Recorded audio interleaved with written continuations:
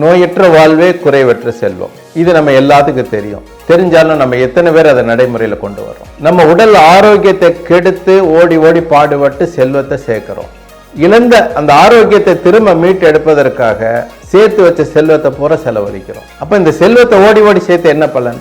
உடல் ஆரோக்கியத்தை கெடுத்து செல்வத்தை சேர்த்துறோம். செல்வத்தை இழந்து உடல் ஆரோக்கியத்தை தேடுறோம். ஒரு மகான் இறைவன்கிட்ட கேட்டாரு, இறைவா, நான் இறைவனா இருந்து நீ மனிதனா இருந்தா நீ என்ன வரம் கேட்ப அப்படின்னு.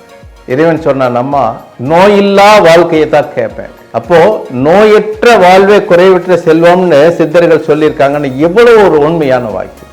நேரத்துக்கு கரெக்டான நேரத்துக்கு உணவு, உறக்கம், ஓய்வு, இந்த 3 இயற்கையா இருந்தது அப்படின்னா நம்மளுக்கு எந்த நோய் வராது. செல்வம் அது தன்னால வந்து சேரும். இறைவன் கொடுக்க நினைப்பதை யாரும் தடுக்க முடியாது. இறைவன் தடுக்க நினைப்பதை யாரும் கொடுக்க முடியாது. இந்த செல்வத்துக்கு பின்னாடியே ஓடி நம்மளுடைய உடல் நேரத்தை கழித்துக்காம இந்த உடல் ஆரோக்கியத்தை பேணிக்காதுங்க. நோயில்லா வாழ்வே உங்களுக்கு மிகப்பெரிய செல்வம்.